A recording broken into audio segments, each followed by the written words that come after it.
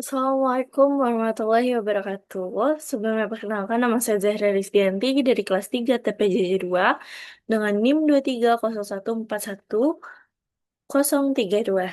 Saya akan membahas tentang skema jalan tol dalam mata kuliah perancangan jalan tol.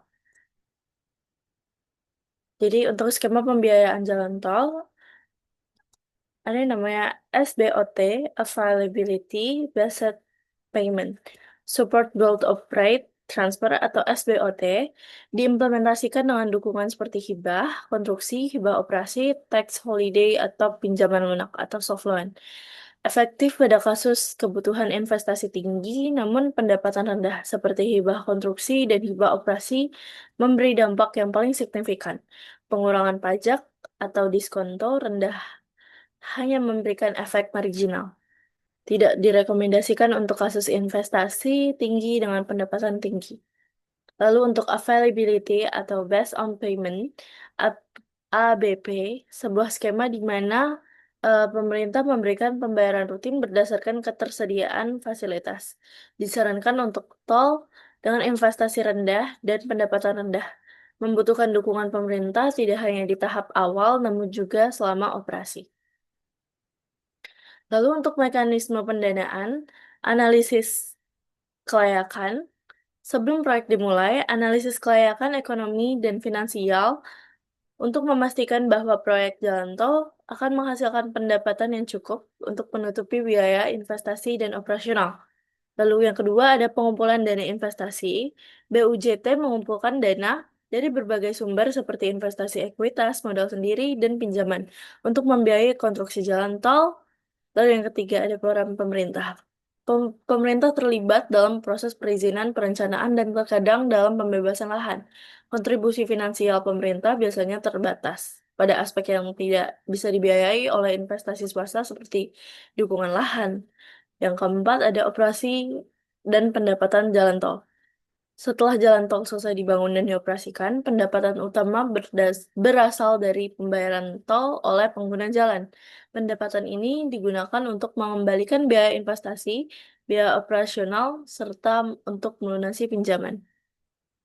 Lalu di sini ada skema jalan tol, pengusahaan jalan tol.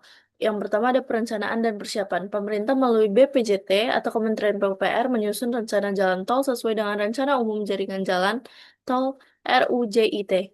Kajian kelayakan teknis, lingkungan, finansial, dan ekonomi. Lalu ada pengadaan tanah. Tanggung jawab pemerintah didanai oleh APBN atau LMAN. Tanah diserahkan ke Badan Usaha Jalan Tol atau BUJT untuk pelaksanaan konstruksi. Lalu selanjutnya ada tender dan penetapan BUJT.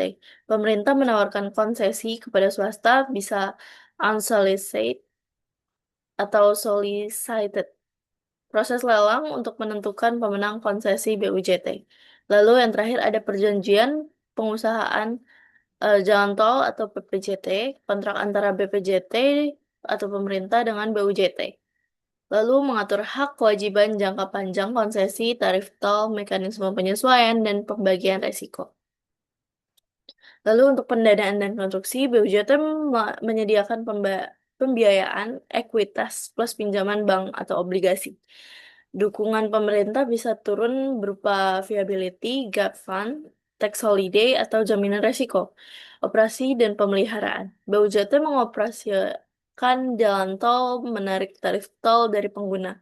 BUJT wajib menjaga standar pelayanan minimum atau SPM, lalu pengembalian investasi dari tarif tol user charge atau skema lain availability payment. Setelah konsesi berakhir, aset jalan tol diserahkan kembali ke negara.